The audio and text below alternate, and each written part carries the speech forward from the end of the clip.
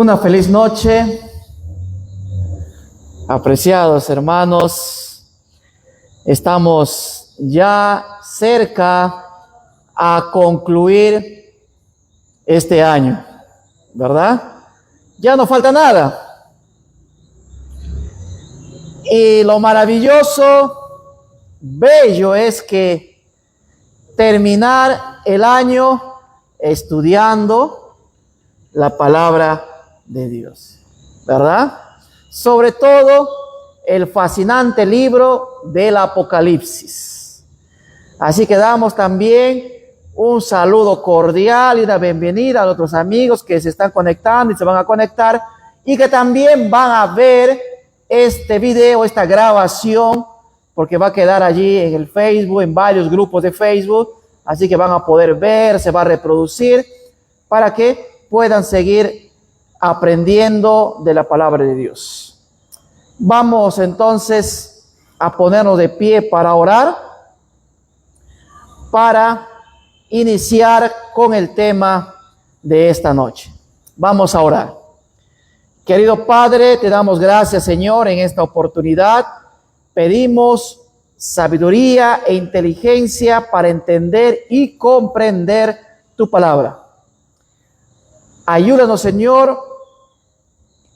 Hoy hemos comenzado una nueva semana y queremos, Señor, terminar esta semana, llegar al sábado, tal vez con raspones, tal vez con heridas, alguno quizás haya caído, pero queremos llegar, Señor, al sábado de pie, tomado de tu mano, caminando contigo, y que a pesar de los problemas y dificultades que este mundo presente, nosotros no nos apartemos ni nos separemos de tu presencia.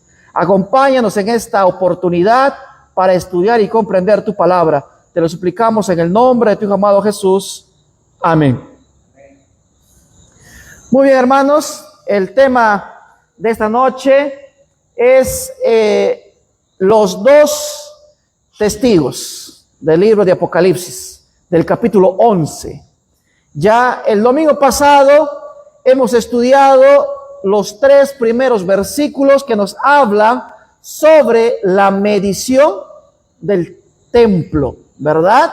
Lo que significa medir el templo, lo que significa medir el altar y lo que significa medir a los que adoran en él. Entonces, antes de continuar con los versículos 4 al 14, tenemos nosotros que recordar que el Apocalipsis capítulo 11 hace una distinción entre templo, entre altar y los que adoran. ¿Ya? No son la misma cosa. Son cosas distintas, diferentes. Cuando dice que se va a medir el templo, no está hablando del templo en Jerusalén, porque Apocalipsis fue escrito a finales del siglo I y el templo de Jerusalén dejó de existir el año 70. Hasta nuestros días no hay templo en Jerusalén porque dejó de existir. ¿Sí? Entonces no puede referirse a ese templo.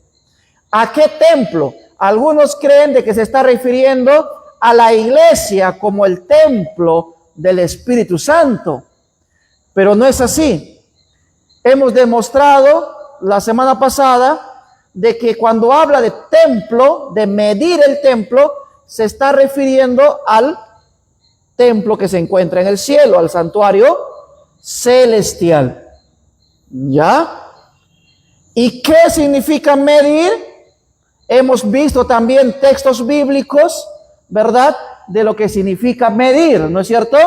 Cuando se refiere a un edificio, cuando se habla en relación a una estructura, medir significa restaurar. Pero cuando se habla de personas, de medir personas, se habla de ¿qué? De juicio. Entonces, cuando se dice se va a medir el templo celestial, ¿qué se está haciendo? Restaurando. ¿Ya? Estamos restaurando.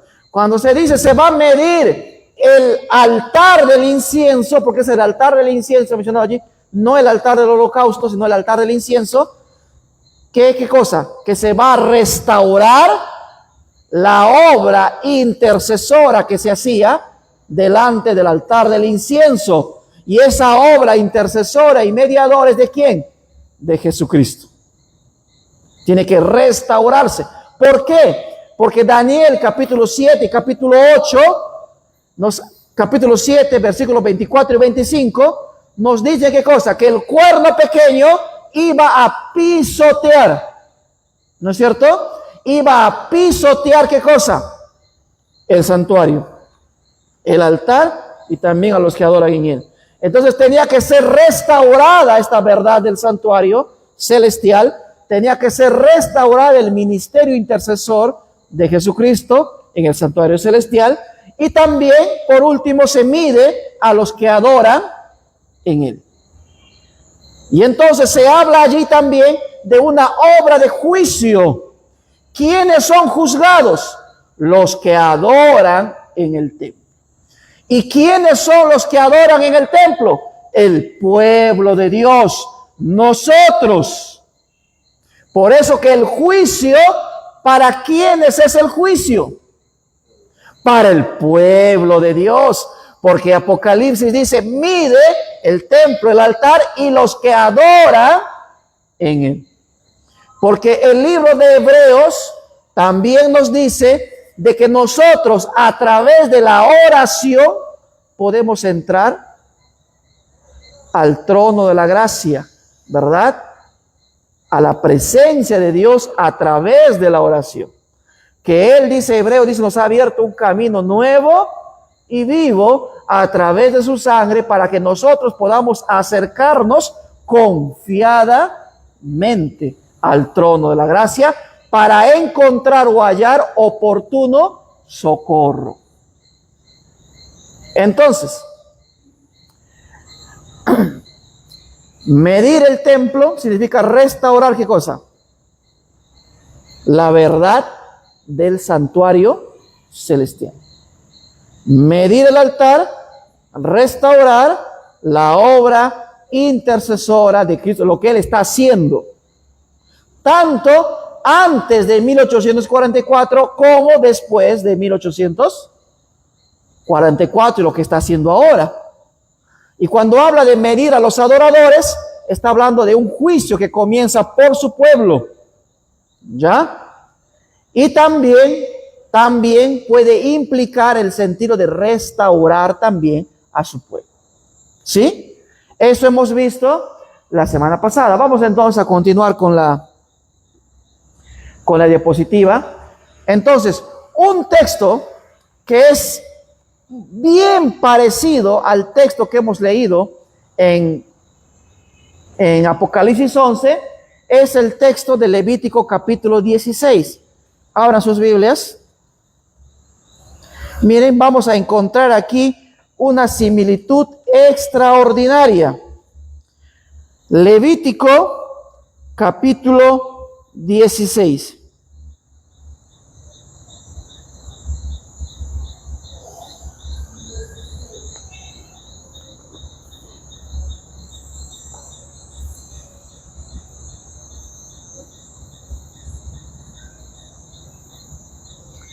¿Sí? ¿Vamos a avanzar? ¿Avanzamos? Ya. Vamos entonces a leer el texto bíblico, ¿ya? Levítico 16, ¿de qué nos está hablando? Capítulo 16. Versículo 2 dice, y Jehová dijo a Moisés, di a Aarón, tu hermano, que no entre en todo tiempo en el santuario detrás del velo, delante del propiciatorio que está sobre el arca, para que no muera, pues yo apareceré en la nube sobre el propiciatorio. ¿De qué nos está hablando? Del día de la expiación. Y luego, si seguimos la lectura, los versículos que continúan nos están hablando de cómo tendría que ser la ceremonia o el rito de la expiación. Pero vamos a centrarnos en el versículo 33, ¿sí? Está también aquí en la pantalla. Miren, vamos a leer Apocalipsis 1 y 2. Dice, entonces me fue dada una caña semejante a una vara de medir. Y se me dijo, levántate y mire qué cosa. El templo, el altar y los que adoran en él. Pero el patio que está fuera del templo, déjalo aparte y no lo midas, porque ha sido entregado a los gentiles. ¿Estamos? Pero ¿qué dice Levítico 16:33? Miren, y hará la expiación. ¿Qué cosa se tenía que expiar? ¿Qué cosa se tenía que purificar, limpiar, renovar, restaurar, juzgar? ¿Qué cosa? El santuario santo y el tabernáculo de reunión. Lo mismo que dice, mire el templo. Y acá dice, se hará expiación por el santuario santo y el tabernáculo de reunión.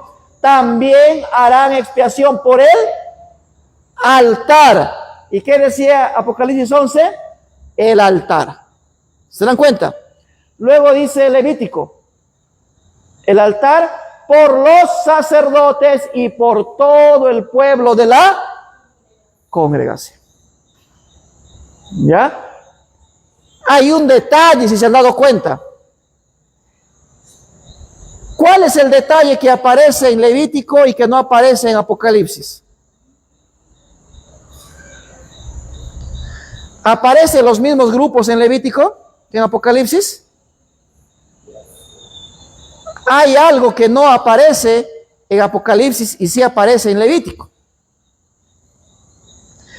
¿Qué se tenía que medir en Apocalipsis? Templo, el altar y los que adoran. ¿Y qué se tenía que expiar en Levítico? El templo, el altar y ¿qué? Sacerdotes y todo el pueblo.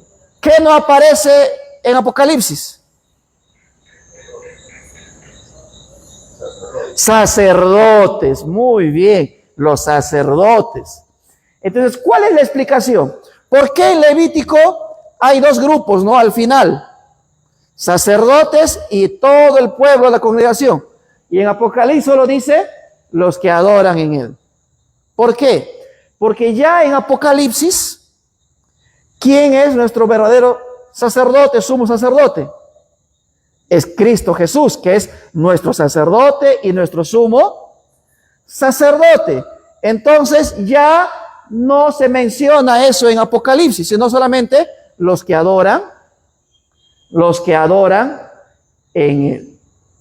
Ya hemos visto con relación a Daniel, ¿no es cierto? Hemos comentado también lo que significa los gentiles. ¿Qué no se tenía que medir? Dice el patio de los gentiles, porque dice se es entregado a los gentiles. Y cuando Apocalipsis dice ahí, habla del patio de los gentiles, no está refiriéndose étnicamente a los que no son judíos, sino que con relación a Daniel se está refiriendo al cuerno pequeño. Los gentiles en Apocalipsis 11, 1 y 2, según Daniel 8, 10 al 14, ¿qué cosa es? El cuerno pequeño. ¿Ya? Vamos a leer Daniel 8, dice, ahí quedamos todavía. Dice, creció hasta llegar al ejército del cielo. ¿De qué está hablando Daniel? Del cuerno pequeño, ¿no es cierto? Y parte del ejército de las estrellas echó por tierra y las pisoteó. Aún se engrandeció contra el príncipe de los ejércitos, de él quitó, ¿qué cosa? El continuo, y el cimiento de su santuario echó por tierra. ¿Hasta cuándo durará la visión? El continuo, la prevaricación asoladora y la entrega del santuario y el ejército para ser pisoteados. Y él dijo, hasta 2300 tardes y mañanas, luego el santuario será purificado. ¿Ya? Eso lo hemos analizado y explicado el domingo pasado. Vamos a la siguiente diapositiva. ¿Ya? Pasamos a la siguiente. ¿Ya? Vamos a leer ahora el versículo 3. Abramos nuestra Biblia en el libro de Apocalipsis, capítulo 11. capítulo 11 de Apocalipsis, versículo 3.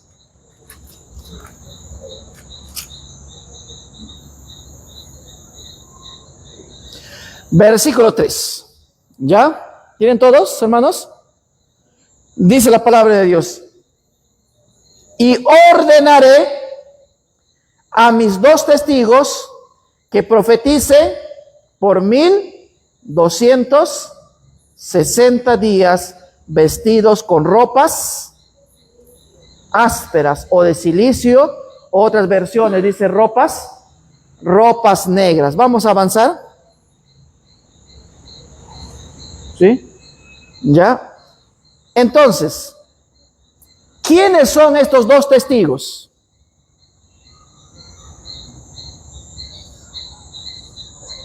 ¿Alguien de los presentes tiene alguna idea de quiénes son estos 2 testigos? Versículo 3 dice, y ordenaré a mis 2 testigos que profeticen por 1260 días, vestidos con ropas ásperas.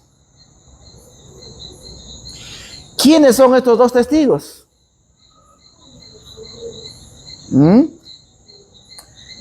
¿Será literal o será simbólico? ¿Es literal o simbólico? Vamos a seguir leyendo el verso 4. Dice, estos testigos son los 2 olivos y los 2 candelabros que están de pie delante del Dios de la tierra. Si alguno quiere dañarlos, hay que tener cuidado. Mira, hay que leer bonito. Dice, sale fuego de la boca de ellos y devora a sus enemigos. Si alguno quiere hacerles daño, debe morir de la misma manera. Estos, ¿quiénes? Los 2 testigos. Estamos en el versículo 6. Estos tienen poder para cerrar el cielo a fin de que no llueva en los días de su profecía. Y tienen poder sobre las aguas para convertirlas en sangre y para herir la tierra con toda plaga cuantas veces quiera.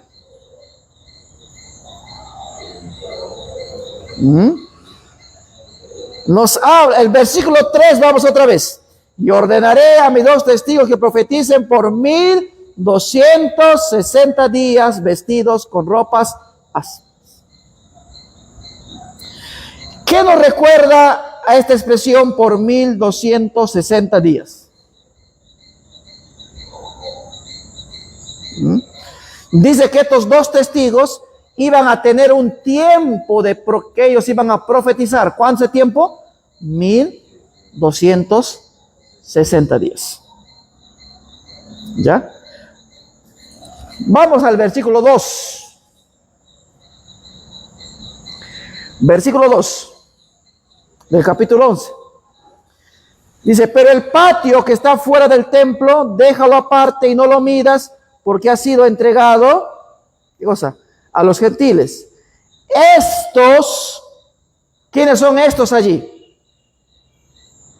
Los gentiles.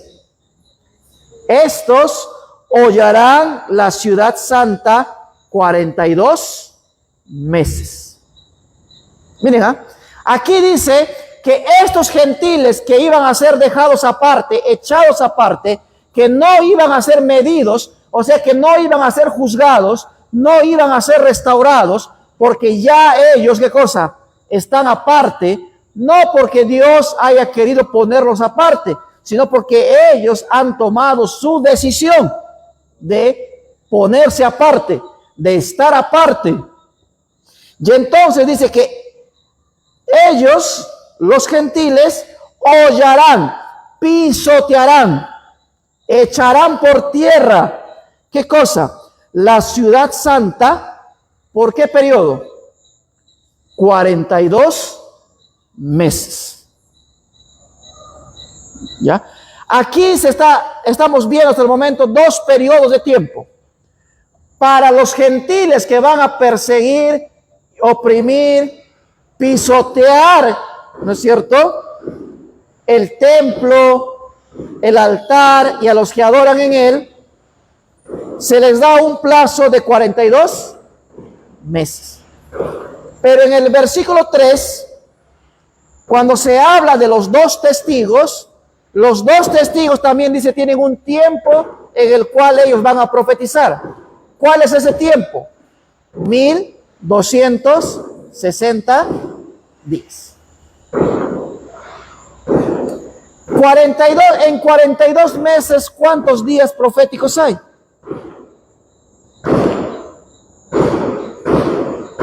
No, estamos hablando de meses de 30 días. En 42 meses, ¿cuántos días tenemos? 1260 días. Es en sí el mismo periodo de tiempo que tienen tanto los dos testigos para profetizar como los gentiles para pisotear a los dos testigos. ¿Estamos? Vamos ahora al libro de Daniel, capítulo 7, versículos 24 y 25.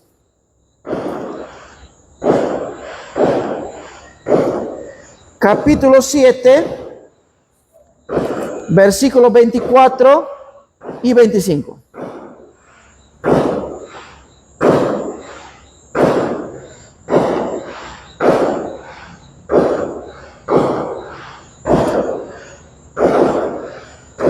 Vamos a leer desde el 23, ¿ya? Desde el 23. Dice, dijo así: la cuarta bestia será un cuarto reino en la tierra, el cual será diferente de todos los otros reinos, y a toda la tierra devorará, trillará y despedazará. Los 10 cuernos significan que de aquel reino se levantarán 10 reyes, y tras ellos se levantará otro, el cual será diferente de los primeros, y derribará a 3 reyes. Hablará palabras contra el Altísimo, y a los santos del Altísimo quebrantará, y pensará en cambiar los tiempos y la ley, y serán entregados en su mano. ¿Cuánto tiempo? Tiempos y medio tiempo. ¿De quién está hablando aquí Daniel? Del cuerno pequeño. ¿Cuánto tiempo dice iba a durar la persecución del cuerno pequeño al pueblo de Dios, a los santos del Altísimo? Que es allí la expresión para referirse al pueblo de Dios, los santos del Altísimo. ¿Cuánto tiempo iba a durar? Tiempos y medio tiempo. Y todos los teólogos adventistas, católicos, evangélicos están de acuerdo a que la expresión tiempos y medio tiempo se refiere a 3 años y medio. ¿Ya? Que un tiempo significa un año, 2 tiempos, 2 años, y medio tiempo, medio año. Ya en eso no hay discusión, ya sea un teólogo adventista, católico o evangélico. El problema está en que cuándo comienza, cuándo termina ese periodo profético. Pero todos están de acuerdo que significa 3 años y medio. ¿Y cuánto tiempo dice Apocalipsis capítulo 11, versículo 2, que iba a durar este ministerio de los gentiles para pisotear a los dos testigos? ¿Cuánto tiempo? 42 meses. Y 42 meses en años, ¿cuánto es? En años. 42 meses. Un mes, ¿cuántos meses? Un año, ¿cuántos meses tiene? 12. ¿verdad? En 3 años, ¿cuántos meses hay? 12 más 12 más 12, ¿cuánto es? 36. Luego tenemos medio año, 6 meses. 36 más 6, 42 meses. ¿Cuánto tiempo iba a durar el ministerio, dice, de los gentiles en Apocalipsis 11:2? 42 meses. ¿Y cuánto tiempo iba a durar el cuerno pequeño? Tiempos y medio, 3 años y medio, que equivale a 42 meses. Entonces, Apocalipsis 11:2, ¿de qué poder está hablando? Del cuerno pequeño. ¿Está claro eso? Eso tiene que estar claro. ¿A quién se está refiriendo con los gentiles? No se está refiriendo étnicamente ya a los que no son judíos, sino se está refiriendo específicamente al cuerno pequeño, a la obra del cuerno pequeño. ¿Ya? Para decirlo más fácil, Apocalipsis 8 presenta, ¿no es cierto? Presenta a la cuarta bestia con 2 fases. Vamos a Daniel capítulo 8, para que nos quede un poco más claro esto. Vamos a Daniel, el capítulo 8.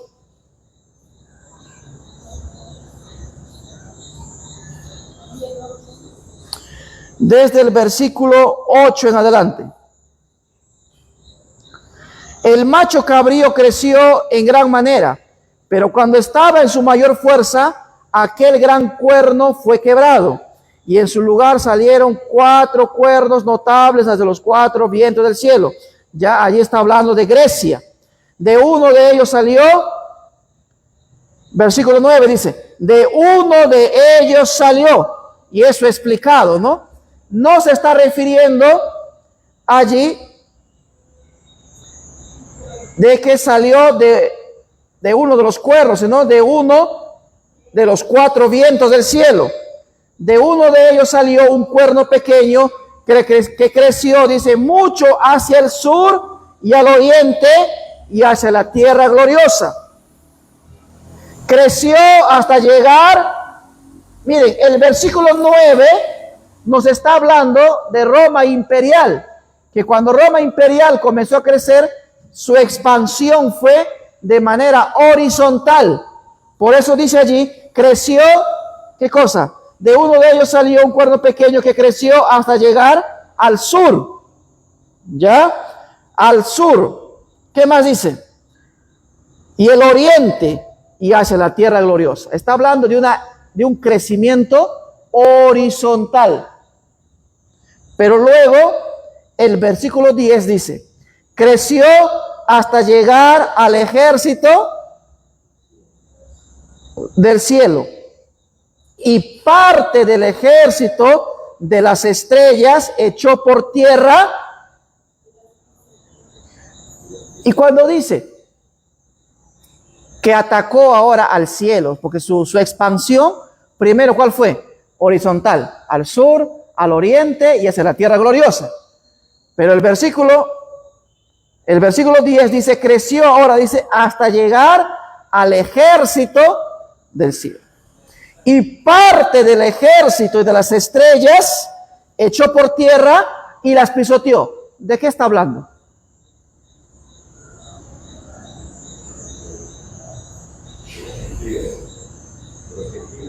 ¿De qué está hablando acá? Dice que ahora su crecimiento es vertical, porque ataca al cielo y al ejército que está en el cielo, y parte del ejército de las estrellas lo echó por tierra y lo pisoteó. ¿Quiénes son el ejército y las estrellas del cielo? Algunos creen de que aquí se está refiriendo a los ángeles, pero no, se está refiriendo al pueblo de Dios, porque está hablando de la obra del cuerno pequeño, que como Roma imperial primero creció horizontalmente, Pero cuando el Imperio Romano cae en el año 476, ¿no es cierto? Después de un largo periodo, el Papa en el año 538 tiene un crecimiento, ¿verdad? Viene a sentarse en la silla del emperador de Roma, y ahora él es el que va a ocupar el cargo, ¿no es cierto? Comienza a gobernar ese año, y entonces dice que ahora este poder, que primero era solamente político, que ahora es político religioso, ¿no es cierto? Hay un cambio allí, porque su ataque es horizontal y luego hace un ataque vertical al cielo, al ejército del cielo, lo echa por tierra, parte de las estrellas también lo echa por tierra y lo pisotea. Está refiriendo ¿qué cosa? ¿Quiénes son el ejército del cielo y parte de las estrellas del cielo? ¿Quiénes son? El pueblo de Dios, que fue pisoteado por 1260 años. Tiempos y medio tiempo, 42 meses. ¿Estamos claros? Y ese mismo periodo, cuando nos vamos a Apocalipsis 11:2, dice que los gentiles, ¿qué cosa? Van a pisotear por el mismo periodo, 42 meses. ¿Se dan cuenta? Entonces, ¿quiénes son los gentiles en Apocalipsis 11:2? El mismo poder representado en Daniel 7 y 8 como el cuerno pequeño, que no es otro más que el poder papal. La Roma católica, o la Roma papal, o la Roma cristiana, que persiguió, pisoteó, echó, ¿qué cosa? Dice, parte del ejército del cielo y de las estrellas. Recordemos que Daniel, ¿no es cierto? En el capítulo 12 dice que nosotros resplandeceremos como las estrellas en el firmamento a perpetua eternidad. Pero dice que parte de ellos fueron echados por tierra y pisoteados. Todo ese periodo duró, ¿qué cosa? Durante la Edad Media, ¿no es cierto? Que según la historia comenzó el 538 y terminó el año de 1798, ¿verdad? Cuando terminó todo ese periodo. Ahora mire, vamos a leer aquí. Cuando se habla de los dos testigos, sin embargo, hay quienes dicen que los dos testigos son Moisés y Elías. Moisés y Elías. Hay otros que dicen no. Según lo que está describiendo Apocalipsis, los dos testigos son Josué y Zorobabel. ¿Tendrá sentido esto? ¿No es cierto? ¿Por qué dicen algunos que es Moisés y Elías? Vamos a leer. ¿Ya? Vamos a leer allí, capítulo 11, versículo 4 en adelante. Dice, estos testigos son los dos olivos y los dos candelabros que están de pie delante del Dios de la tierra. Si alguno quiere dañarlos, sale fuego de la boca de ellos y devora a sus enemigos. Si alguno quiere hacerles daño, debe morir de la misma manera. ¿Qué dice allí? Estos son, ¿qué cosa dice? Los dos olivos y los dos candelabros. ¿Dónde encontramos esa expresión de dos olivos y dos candelabros? Miren, recordemos, hermanos y amigos, que el libro de Apocalipsis, para ser entendido e interpretado, nosotros tenemos que recurrir al Antiguo Testamento, porque el Apocalipsis, ¿qué cosa? Menciona o saca, extrae sus términos, palabras, ¿qué cosa? Del Antiguo Testamento. Entonces, dice que los dos testigos son los dos olivos y los dos candelabros. ¿Dónde encontramos esa expresión? Vamos al libro de Zacarías. Abramos nuestra Biblia en el libro de Zacarías,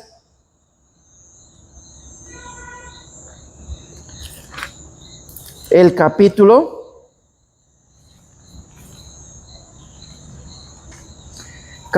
4.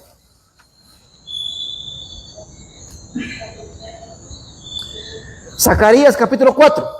Volvió el ángel que hablaba conmigo y me despertó como a un hombre a quien se despierta de su sueño, y me preguntó: ¿qué ves?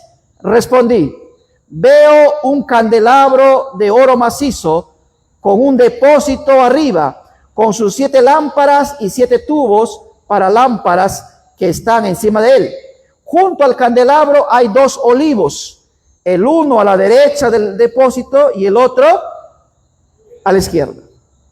Proseguí y pregunté a aquel ángel que hablaba conmigo: ¿qué es esto, Señor mío? Y el ángel que hablaba conmigo me respondió: ¿no sabes qué es esto? Le dije: no, Señor mío.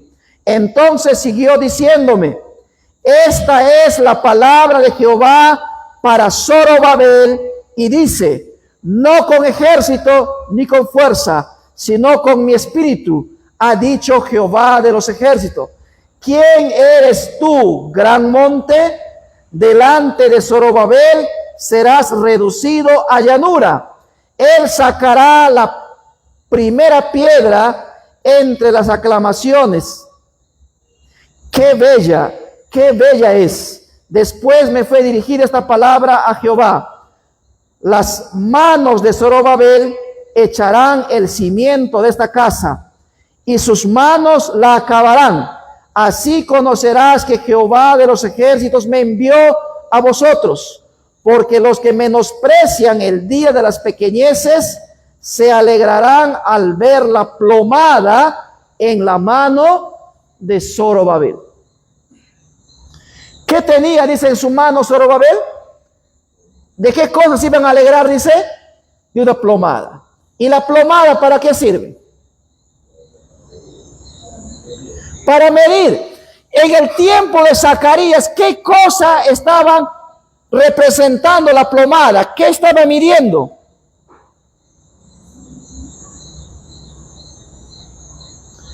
¿Qué cosa estaban midiendo?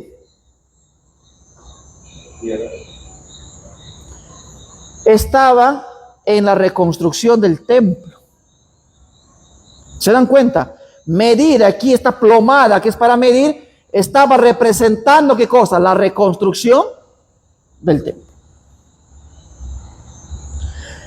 Pero la pregunta fue, ¿no? ¿Qué representan esos olivos y el candelabro? En el libro de Zacarías, ¿no es cierto? Vemos nosotros que hay 2 líderes que sacaron al pueblo, ¿verdad?, para que viniera a Jerusalén y para reconstruir. ¿Quiénes son? En el capítulo 3, nosotros vemos allí al sacerdote Josué. No, 2 líderes. Josué como sacerdote y Zorobabel como rey.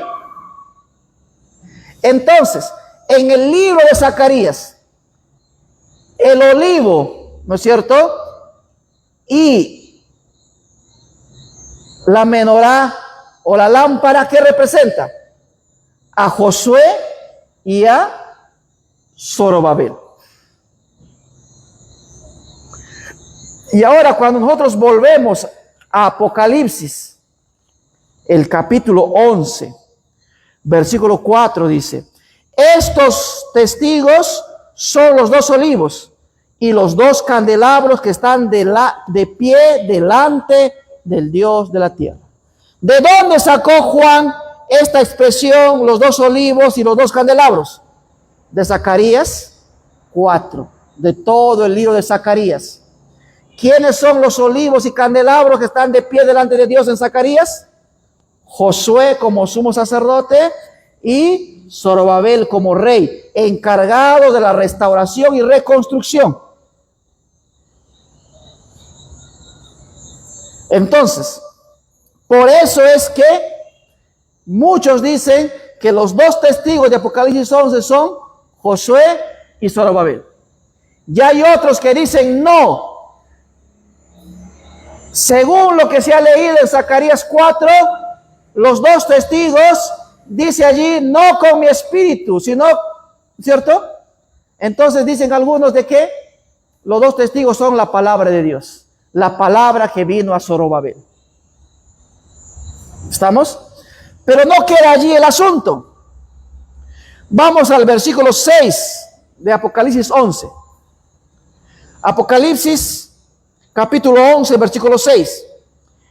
Dice, estos, los dos testigos, estos tienen poder para cerrar el cielo a fin de que no llueva en los días de su profecía. Yo te pregunto ahora, ¿a qué evento te hace recordar esto? Dice que los dos testigos tienen, dice, poder para que no llueva mientras dure los días de su profecía, para cerrar los cielos. ¿A quién le recuerda esto? ¿A quién le recuerda? A ver. Yo sé que saben. Yo sé que pueden. Vamos a leer otra vez. Dice, estos tienen poder para cerrar el cielo a fin de que no llueva en los días de su profecía.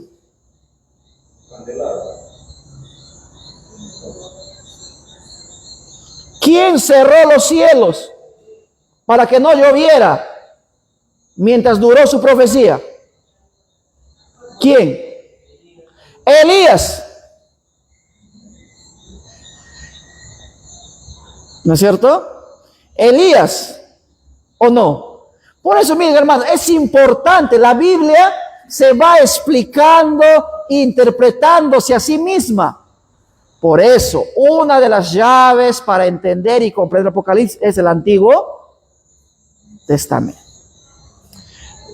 Seguimos en el versículo 6.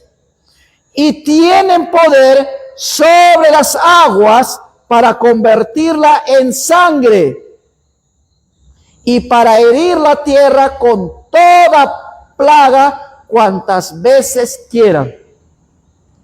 Ahora, ¿a qué evento les recuerda esto? A Moisés, ¿verdad? A Moisés.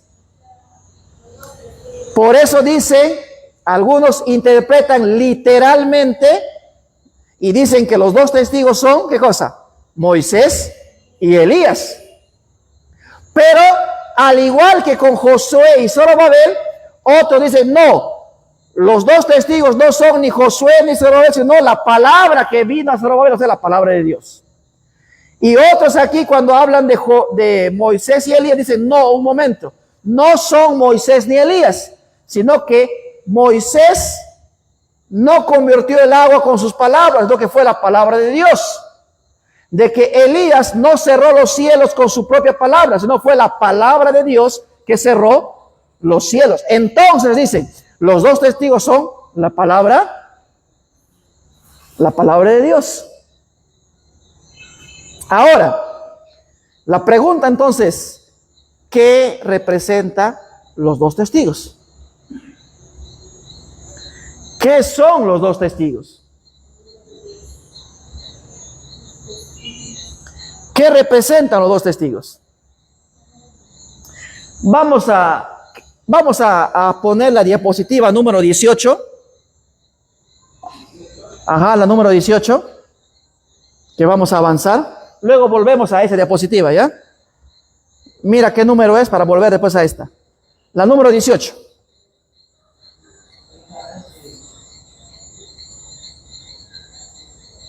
Muy bien. Ya, entonces, hermano, ¿qué son los dos testigos? Son Josué, Zorobabel, es Moisés y Elías, es la palabra de Dios. Y aquí viene otra interpretación. Dentro de la iglesia adventista hay dos interpretaciones muy conocidas de quiénes son los dos testigos. Un grupo de adventistas dice, los dos testigos son la palabra de Dios el Antiguo Testamento y el Nuevo Testamento. Porque ¿cómo termina el libro de Malaquías? El libro de Malaquías termina diciendo que antes que venga el día de Jehová, tiene que venir, ¿quién? El profeta Elías. Y en el Nuevo Testamento, Jesús aclara y dice que Elías ya vino. Y no se dieron cuenta quién fue Elías en el Nuevo Testamento. Juan el Bautista. Eso lo pueden encontrar en los evangelios.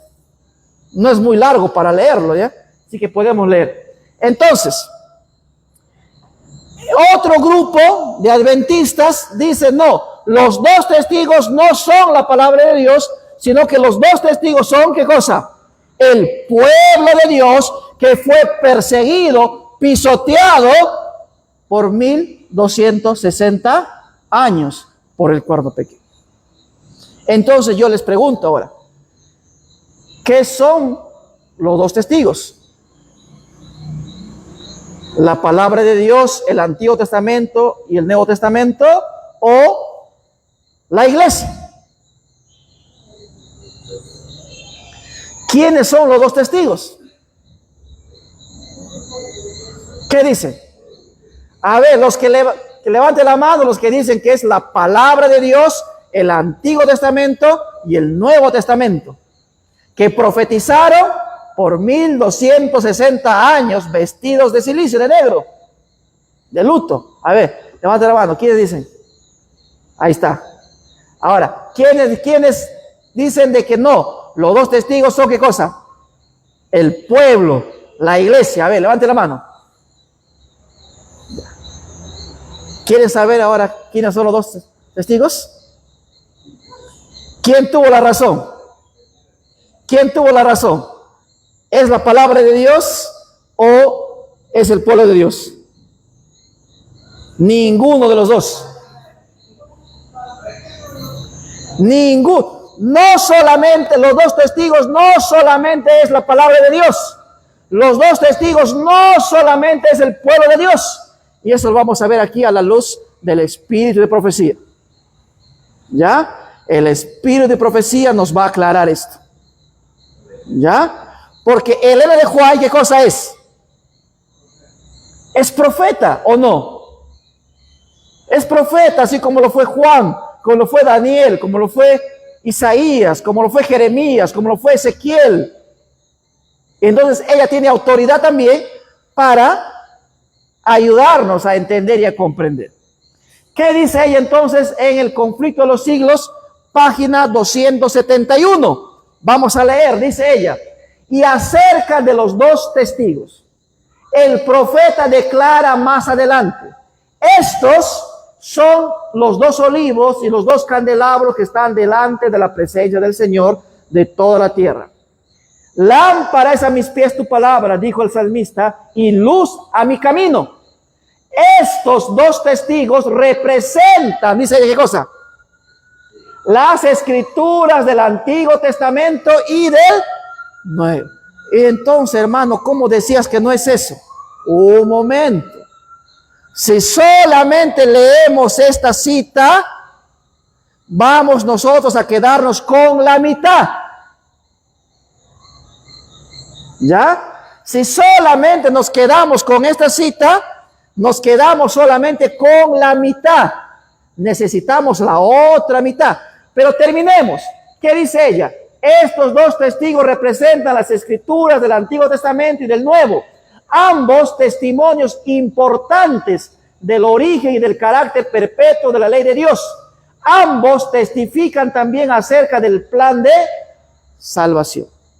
Los símbolos, los sacrificios y las profecías del Antiguo Testamento se refieren a un Salvador que ha de venir.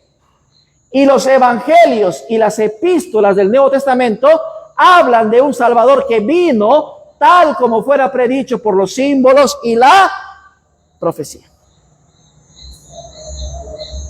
En otras palabras, el Antiguo Testamento nos habla de algo que va a cumplirse. Y el Nuevo Testamento nos habla de lo que se está cumpliendo. O sea, no es que el Antiguo Testamento ya fue, ya quedó, se desechó, se clavó en la cruz, no tiene nada que ver, no, porque el Antiguo Testamento se cumple en el Nuevo Testamento. ¿Ya? Ahí nosotros pensamos, no, ya el Antiguo Testamento ya fue, ya quedó, no tiene nada que ver. No, se terminó, no. El Antiguo Testamento se está cumpliendo. Por ejemplo, ¿cuáles son las 3 fiestas judías que nos habla el Antiguo Testamento? La Pascua, Pentecostés y la fiesta de otoño, el día de la expiación con las cabañas. Y el Nuevo Testamento dice que Jesús fue nuestra Pascua. Que Jesús también cumplió, ¿qué cosa? Que en el Nuevo Testamento se cumplió el Pentecostés. ¿En qué fiesta se está cumpliendo ahorita? La última, la de otoño, las que comenzaba con las trompetas, iba con el día de la expiación y luego terminaba con la fiesta de las cabañas, que representa el milenio que estaremos en el cielo. O sea, estamos en cumplimiento de lo que el Antiguo Testamento decía que va a ocurrir. Por eso que no podemos decir que el Antiguo Testamento ya fue, ya quedó, era para ellos y que no tiene nada que ver con nosotros, porque esa vez hemos tenido a veces esa idea, ¿no? Pero no es cierto. Entonces, mire, acá tenemos otra cita del conflicto de los siglos, también de la misma página 271. En la página anterior, ¿qué decía Ellen de White? Que los dos testigos son, ¿qué cosa? El Antiguo Testamento y el Nuevo Testamento. Pero eso es, como le dije, esa es la mitad de lo que representan los dos testigos. Vamos, ¿qué dice acá ella? Los cuales, está hablando de los dos testigos, los cuales profetizarán 1260 días vestidos de sacos. Durante la mayor parte de dicho periodo, los testigos de Dios permanecieron en oscuridad. El poder papal procuró ocultarle al pueblo, ¿qué cosa? La palabra de verdad y poner ante él testigos falsos que contradijeren su testimonio. Cuando la Biblia fue prohibida por las autoridades civiles y religiosas, cuando su testimonio fue pervertido y se hizo cuanto pudieron inventar los hombres y los demonios para desviar de ella la atención de la gente, y cuando los que osaban proclamar sus verdades sagradas fueron perseguidos. ¿Qué dice? Por eso lo puse allí en cursiva. ¿Qué dice ella acá? Cuando los que osaban proclamar sus verdades sagradas fueron perseguidos. ¿De quién está hablando ahí? ¿Está hablando ahí de la palabra de Dios de la Biblia? No, ahí está hablando del pueblo. ¿Sí o no? Aquí ella está hablando ya del pueblo en esta parte. ¿Sí me están captando eso? Ella primero está hablando de que los dos testigos son la palabra de Dios, el Antiguo y el Nuevo Testamento. Pero aquí comienza ella con algo más. Y dice, y cuando los que osaban proclamar sus verdades sagradas fueron perseguidos, ¿quiénes? ¿Quiénes fueron perseguidos? El pueblo, ¿cierto? La iglesia fueron perseguidos, entregados, atormentados, confinados en las mazmorras, martirizados por su fe, obligados a refugiarse en las fortalezas de los montes y en las cuevas de la tierra. Fue entonces cuando los fieles testigos, ahí está, fue entonces, está hablando del pueblo que fue perseguido, fue entonces, dice, que los fieles testigos profetizaron vestidos de sacos de silicio. No obstante, siguieron dando su testimonio durante todo el periodo de 1260 años. Aún en los tiempos más sombríos hubo hombres fieles que amaron la palabra de Dios y se manifestaron celosos por defender su honor. A estos fieles siervos de Dios se les fueron dados, ¿qué cosa? Poder, sabiduría y autoridad para que divulgasen la verdad durante todo este periodo. Entonces, teniendo en cuenta estas dos citas, ¿quiénes son los dos testigos? La palabra de Dios y el pueblo de Dios.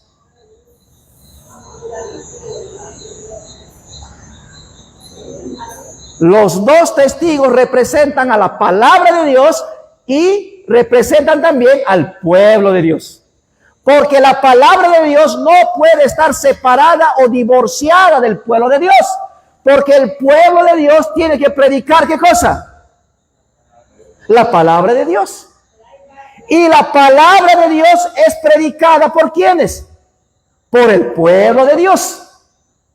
Por eso que no hay dicotomía, no hay divorcio, no hay separación. Tienen que ser uno solo. La palabra de Dios y el pueblo de Dios tiene que llegar a ser uno solo. Uno solo. Por eso cuando yo les pregunto, ¿cuál es la característica del pueblo de Dios que da Apocalipsis? 12:17, ¿qué dice? 12:17, ¿qué dice? Y alguien busque 14:12. ¿Qué dice 12:17? Mire, es que 12:17 y 14:12. Entonces el dragón salió contra la mujer, fue a combatir el resto de sus hijos, a los que guardan los mandamientos de Dios y la tierra y temen el testimonio de Jesús. Que dice, aquí está la paciencia de los santos. ¿Quiénes dice? Los que guardan, ¿qué cosa? Los mandamientos de Dios y tienen el testimonio. Y cuando lleguemos a esa parte del Apocalipsis, vamos a entender que los que guardan los mandamientos y tienen el testimonio de Jesucristo, está hablando de ¿qué cosa? Está hablando tanto de la palabra de Dios, como está hablando también de ¿quiénes? Del pueblo. Porque el pueblo guarda los mandamientos y tiene el testimonio. O sea, ¿qué cosa? La palabra. ¿Qué dice Apocalipsis 14:12?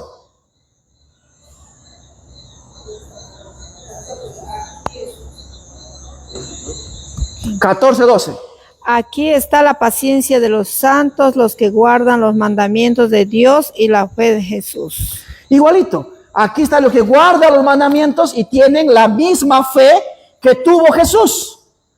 ¿Y cómo se produce esa misma fe? ¿Cómo yo guardo y cumplo los mandamientos, la palabra de Dios? Ahora, ¿qué dice Apocalipsis 1:9? 1:9 dice, yo Juan, vuestro hermano y compañero en la tribulación, en el reino y en la perseverancia de Jesucristo, estaba en la isla llamada Patmos por causa de la palabra de Dios y el testimonio de Jesucristo. Por eso que no puede haber divorcio, poner por un lado la palabra de Dios y poner por otro lado al pueblo de Dios. Porque el pueblo de Dios predica y habla de la palabra. Y la palabra de Dios tiene que ser anunciada y testificada a través del pueblo de Dios. Amén. Por eso, los dos testigos representan, simbolizan, ¿qué cosa? La obra de Moisés y de Elías. Representa también la obra de Josué como sacerdote, de Zorobabel como rey. Porque Jesús y el pueblo también vamos a ser, dice 1 Pedro, que somos, ¿qué cosa? Real sacerdocio, nación santa, pueblo adquirido por Dios. Entonces, las dos cosas son verdad. Los dos testigos, no solamente es la palabra por un lado o el pueblo por otro lado, van juntos.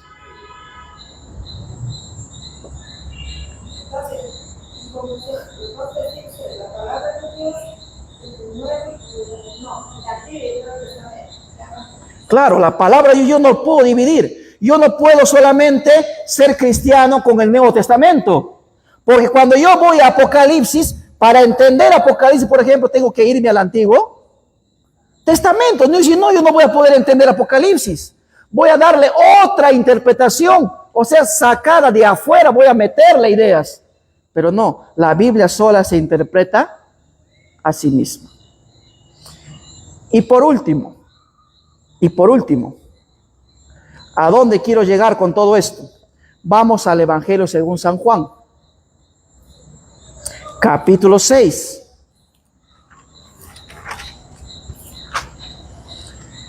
El Evangelio según San Juan, capítulo 6.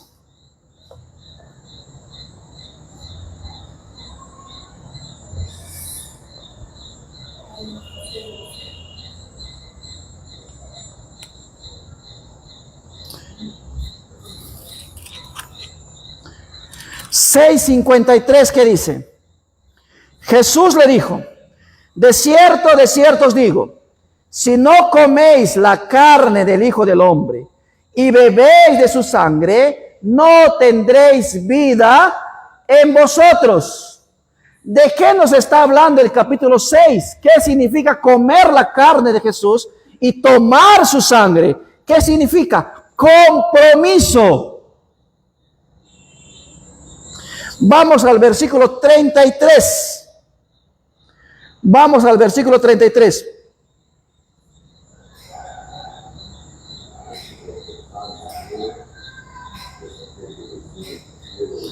¿Qué dice el versículo 33? A ver, alguien que dé lectura. El pan de Dios es aquel que desciende del cielo y da vida al mundo. Exactamente. Y le dijeron: Señor, danos siempre este pan.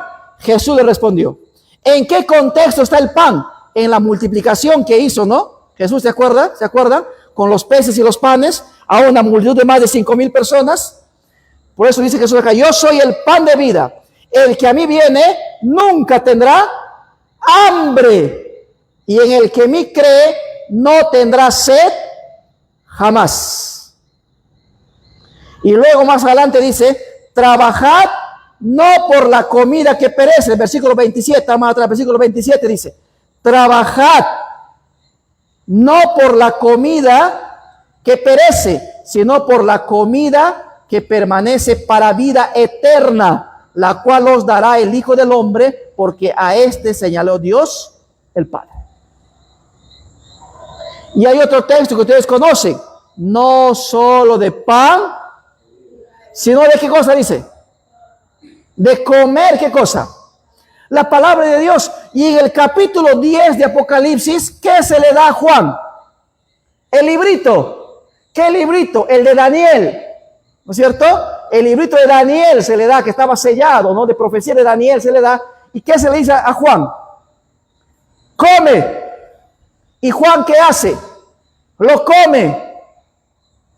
Y en su boca fue dulce, pero cuando lo hubo comido, ¿qué cosa fue? Amargo. Y entonces Dios, ¿qué le dice ahora? Es necesario que profetices otra vez. Y eso hemos estudiado. ¿A quién estaba representando Juan? Al pueblo, a la iglesia. ¿Y qué tenemos que comer? ¿Qué tenemos que devorar?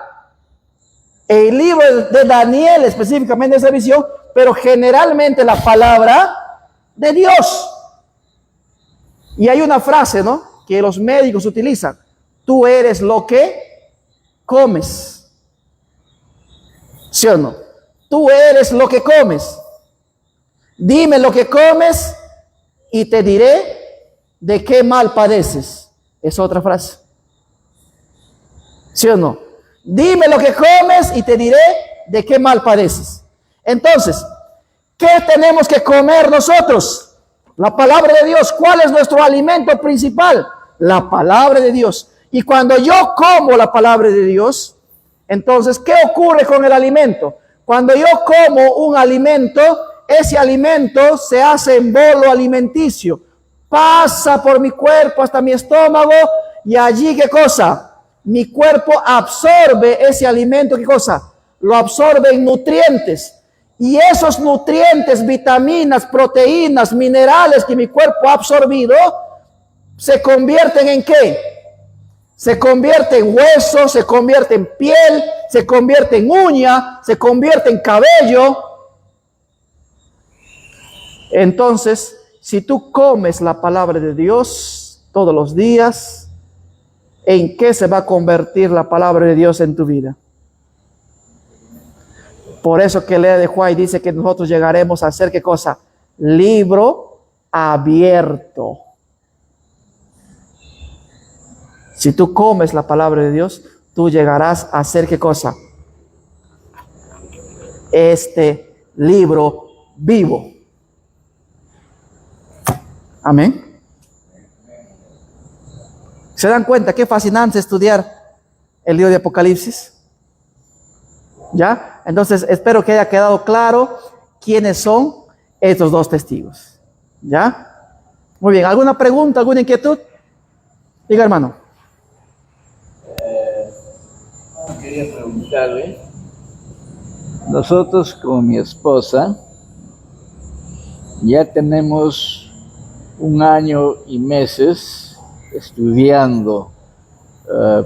No sé si es la forma correcta lo que estamos aplicando. Estamos comenzando con todo lo que es el Nuevo Testamento. Y me gustó esa parte en la que dice usted, acaba de decir, de que para entender el Nuevo Testamento se tiene que tener como una base fundamental el Antiguo Testamento, ¿sí? Sí. Ya. Ahora, nosotros estamos recién en Jueces y también nos gusta Salmo. Esos, desde un inicio estamos recién en Jueces y Salmo. Por las oraciones que hay, me gusta Salmo. ¿En qué tiempo podré calculadamente terminar de leer la Biblia, pastor? Muy bien, hermano. Es fascinante, ¿no?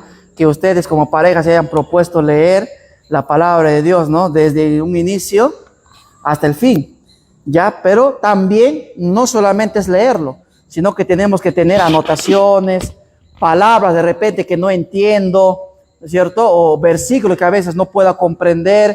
En ese momento, cuando estoy leyendo, tengo que buscar de repente un diccionario bíblico, ¿no? O buscar un comentario.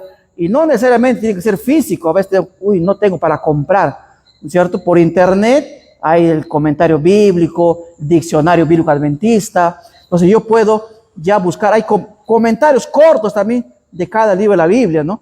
Que yo puedo entonces. Pero poco a poco, mientras usted va estudiando, va anotando de repente sus preguntas, inquietudes, o va anotando los comentarios, ¿no? Y cómo lo está interpretando, usted va a ir enriqueciendo el estudio de la palabra de Dios. Y entonces la palabra de Dios ya no solamente va a estar acá, sino de que tú vas a hacer la palabra de Dios viva. ¿Ya? Porque miren, libro abierto. Porque nosotros cuando vamos, por ejemplo, a Mateo, en Mateo, por ejemplo, en los evangelios, aparece un hombre que grita a Jesús, le dice, Jesús, hijo de David. Uy, ¿por qué es hijo de David? ¿No? ¿Por qué Jesús es hijo de David? Entonces, te dan cuenta, tengo que tener contexto del Antiguo Testamento. Por ejemplo, el Salmos capítulo 2 nos habla, ¿no? En ese sentido, una profecía, ¿no? De que el hijo de David vendría a ser el que gobernaría sobre todo. Sin necesariamente que sea hijo directo, sino de que viene de su generación. ¿Se dan cuenta? Así hay para poder nosotros entender y comprender. Muy bien, ¿alguna otra pregunta? ¿Otra inquietud? Muy bien, hermanos, vamos a ponernos de pie. ¿Todo claro?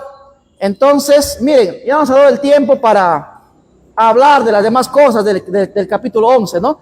Pero lo más resaltante e importante aquí es entender quiénes son los dos testigos y qué significa la medición del templo, del altar y de los adoradores y quiénes son los gentiles, ¿no? Cosa que creo que ha quedado claro. Vamos a cantar entonces, solamente en Cristo.